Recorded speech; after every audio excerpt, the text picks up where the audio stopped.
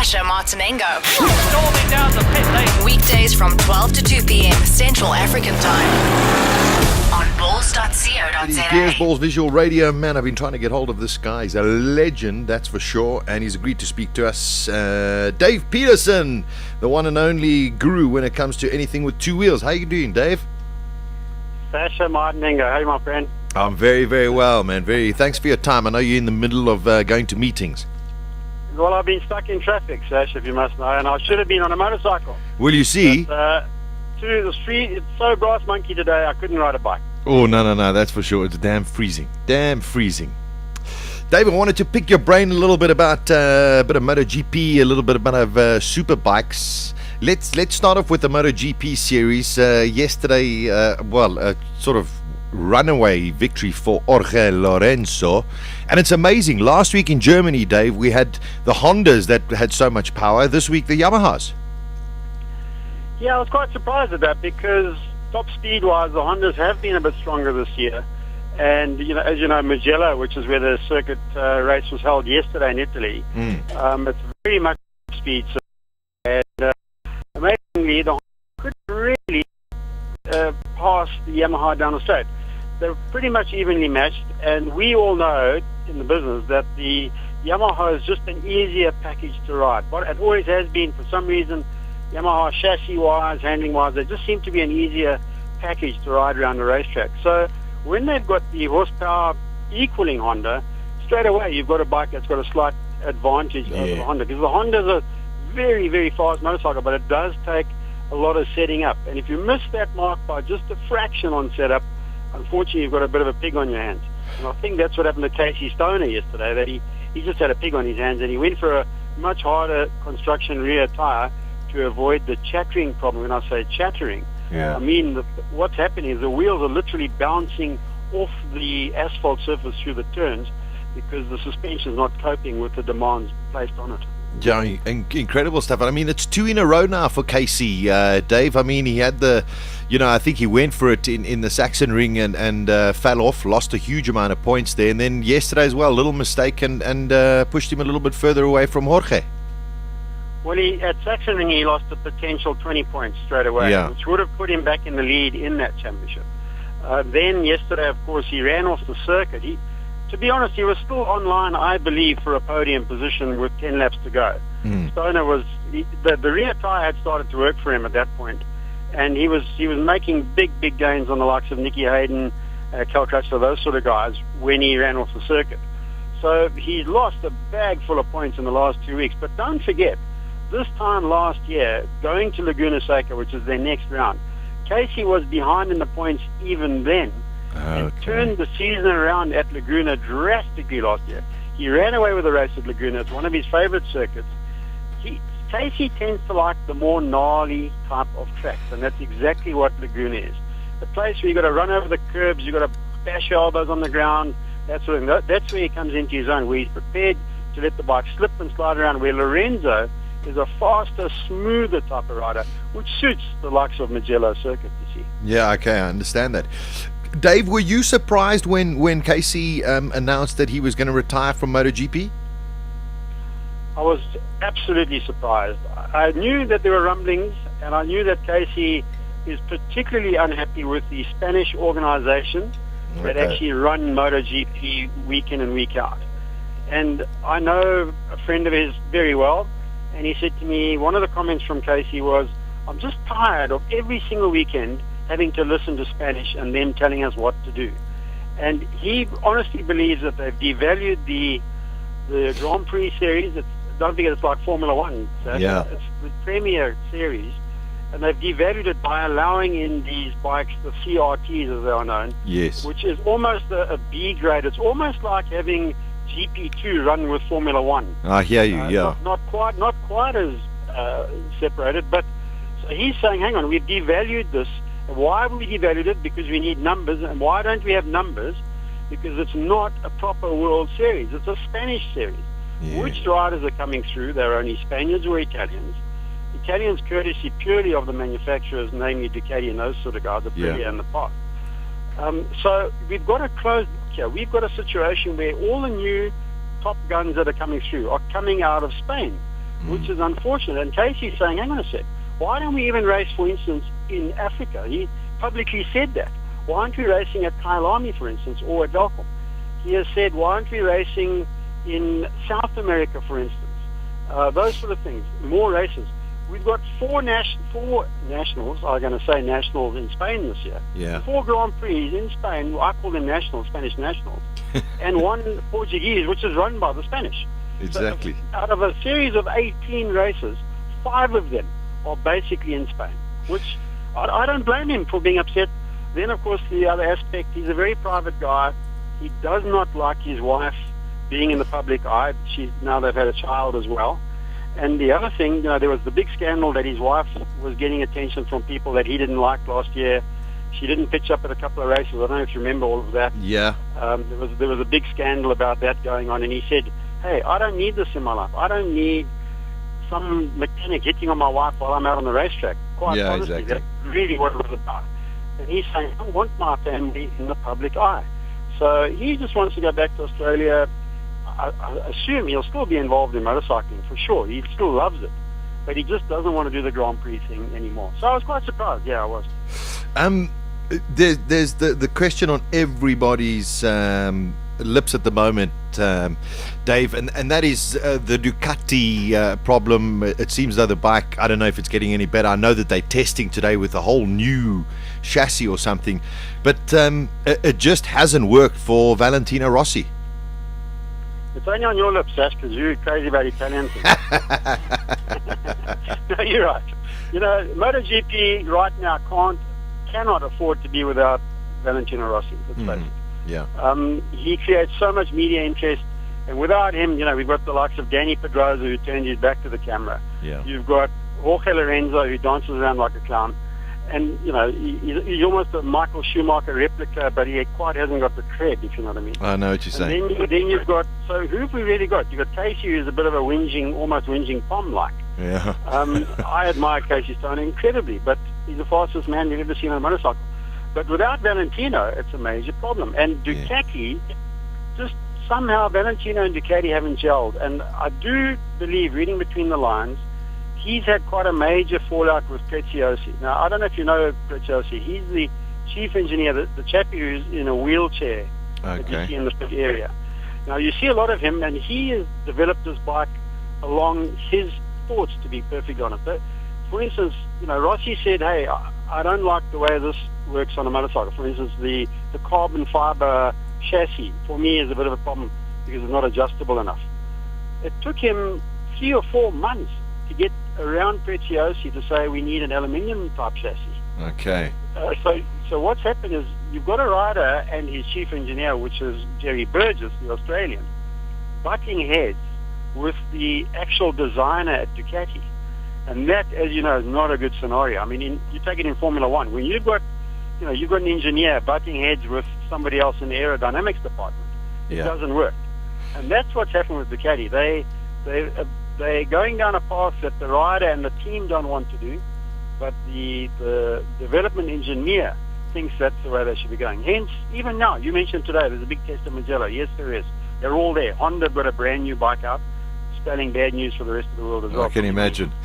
Yeah, that's going to be something else. But they're all there today, and I can tell you now that Rossi is going to turn around to the Audi management, who now own Ducati, and he's met the boss of Audi. You probably know him better than I do, but he told them, listen, I really believe it's either him or I. It's Preziosi or me. Or Rossi. And that's really what, or Rossi. And that's what's coming out of this whole thing. So as far as Ducati go right now, even with the new chassis they're running for this test today and ostensibly for Laguna Seca in 2 weeks' time, I don't believe that they're going in the right direction. And the other thing you've got to remember, Sasha, is when Rossi was lying on the floor with his leg sticking out, his bones sticking out of his leg at Mugello a couple of years ago, I sat there and I said, there and then, I said, I hate to say it, but we may have seen the last of the best of Rossi.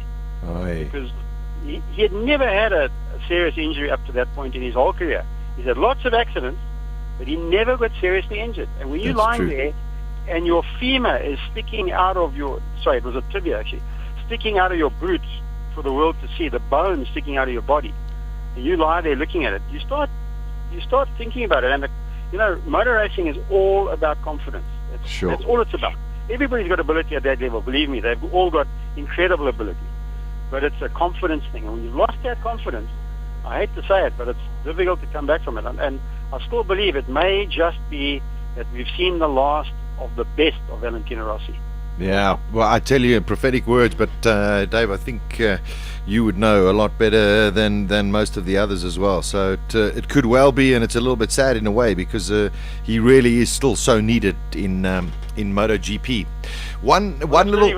Just to tell you, I mean, when you got a fool like Hector Barbera, out qualifying him and running in front of him in a race. I mean, Hector Barbera is nothing more than an overblown 250 rider. Seriously. Yeah. And the guy is an accident looking for a place to happen. And when you've got him leading Valentino Rossi on the customer version of Rossi's bike, you start to wonder about that. No, of course. I mean, listen, I love my two wheels as much as I love my four wheels, and I watch, and I'm glad that I'm getting some real perspective on it, Dave, because it's beginning to make a lot more sense to me now. I wanted to talk you have to tell Darren about that as well, because I don't think he knows much about it. No. Anything to do with wheels and engines or whatever, we won't tell Darren anything. Darren and I had to commentate the Japanese Grand Prix at 4 o'clock in the morning, 125 class, many years ago. No way. And as it started, the producer said to Darren through his earpiece, I was just a guest in those days. Yeah. And he said to Darren, hey, listen, do you know anybody in this race? So Darren says to me, do you know anybody in this race? I said, I think I know Dirk Rowdies and 2 other Japanese guys. Yeah. And out of a field of 36. and he said, because we have to commentate. There is no commentary coming through. Live commentary. And this is the days before internet. We didn't even have an entry list. I know the feeling.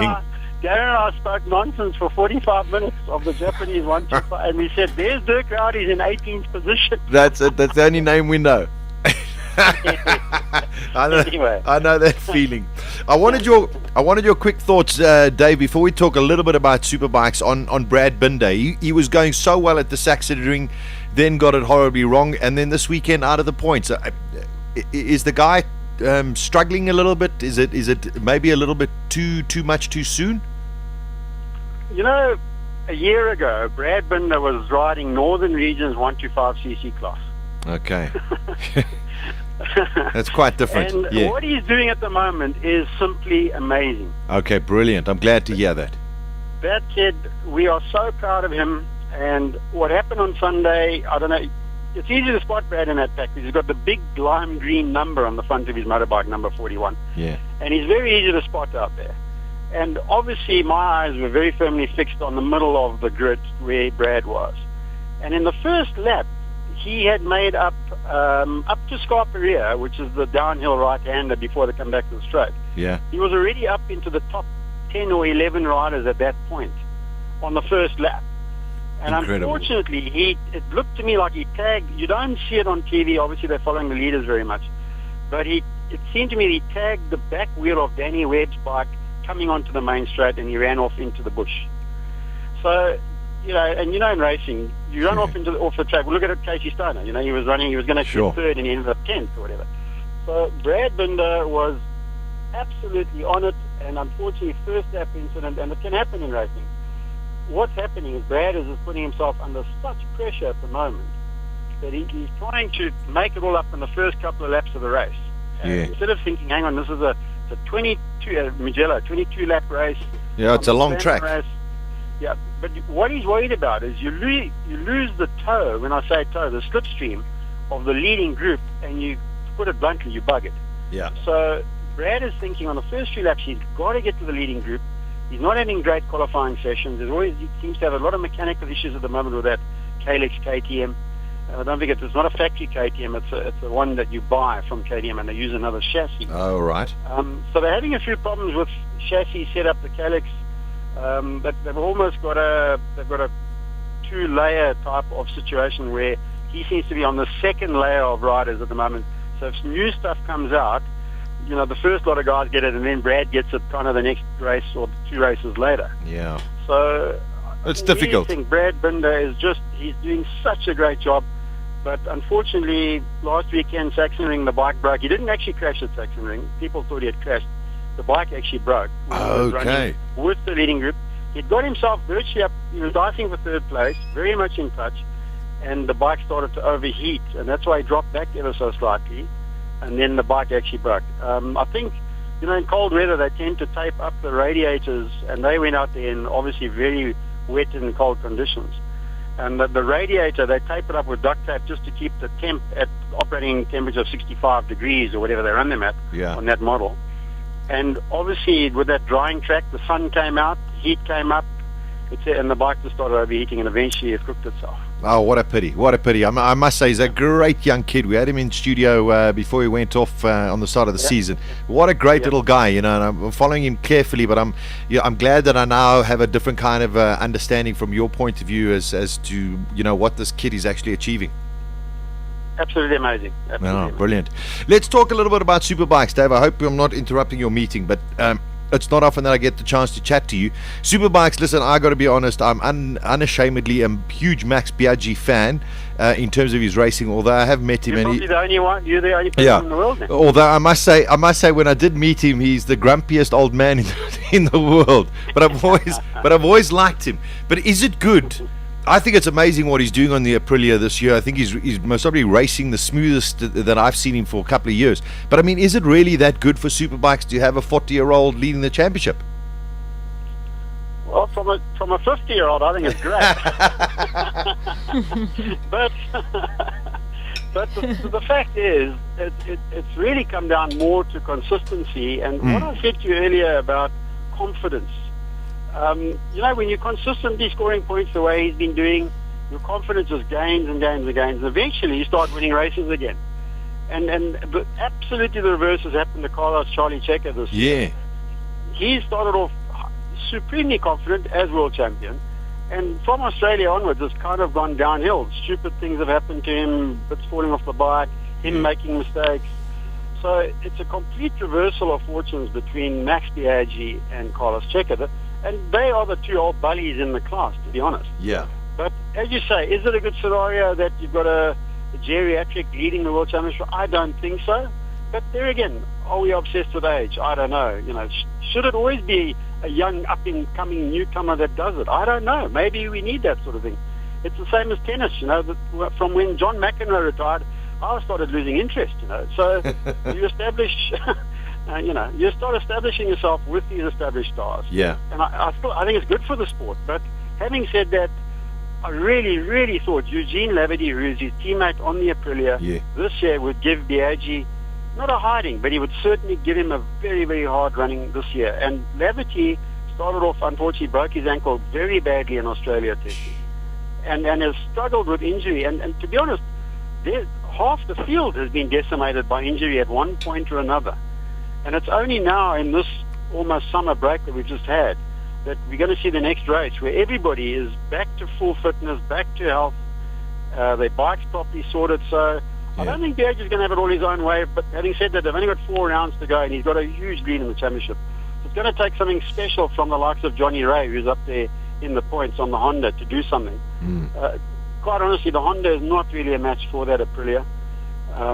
It's just the way it is. That Aprilia was originally designed more as a MotoGP bike than a road bike. And when the rule change came about, when they went from 990 back to 800, suddenly Aprilia had this beautiful V4 engine on their hands and said, well, let's make a road bike. And this is what's happened. So the Aprilia clearly is the best bike out there. Having said that, the Kawasaki is pole positioned. Tom Sykes, 8 races now in a row? Yeah, I know, it's incredible. If they could just transfer that to a race setup, man, that Kawasaki would be so hard to beat. But they have tyre wear issues. Sometimes I wonder about Sykes. Has he got a concentration problem? That sort of thing, And then, Dave, just in terms of our youngsters, guys who are doing super sports, super stocks, Cornby, a great podium the other day for Sheridan. I mean, these guys are really also doing us proud in that series. Sasha, I don't know if people in Southern Africa realize what those guys are doing there. This is the world level that they're racing at. And they're getting on the podium. They are making huge waves in that paddock for the first time virtually since I raced bloody 500s, and I don't want to harp on about that. But it's amazing what these guys are doing over there. I'm simply blown away. We've got the 3 guys riding in the 600s, Yeah. the Super Sport class. We've got Matthew Scott, Sheridan Marais, and of course Ronan Kwambi. Yeah. Then we've just recently we've got David McFadden been going over to do the super stocks on wild card rides. Terrific. Hopefully he'll be there this weekend in Checo at the Brno circuit, which will suit his riding style because he's very confident with the front end of a motorcycle. So McFadden, if he gets to Brno this weekend, look out for him on the 1000 Kawasaki. But the other 3, it's just unbelievable. And people say to me, but Scholz has crashed every race and this and that. Yeah, sure he's crashed every race. But hey, put yourself on a bike, go and ride against the world's best and see what you can do. So he's got the pace. All Matthew Scholz has to do is just plan a little bit more in his race. Okay. Same with Sheridan. Sheridan gets himself in the lead, and it was a bit alien to him. You could see him, at Monza in Italy. He almost panicked when he hit the front of the field. Yeah, he was always looking to see where's everybody. Have they red flagged it? So yeah, I just think we got to be so proud of those guys in terms of motorcycling. If they start doing stuff on the world stage, the repercussions throughout Southern Africa in terms of the industry, in terms of racing, are enormous, absolutely enormous. Oh, that's terrific to hear. Great to hear. Dave, it's such a pleasure to speak to you, man. We must talk again because you bring a really, really great insight into MotoGP and superbikes and anything else to do with 2 wheels, man. I really appreciate your time, my friend. Cool, Sash, and we'll bump into you in the passage on the weekend. I look forward to it. You look after yourself. Enjoy your day. Good one. Thank you very much. Cheers, man. Bye. Gears on bulls.co.za with Sasha Martinengo. He's kept himself out of trouble. Weekdays from 12 to 2 p.m. Central African Time.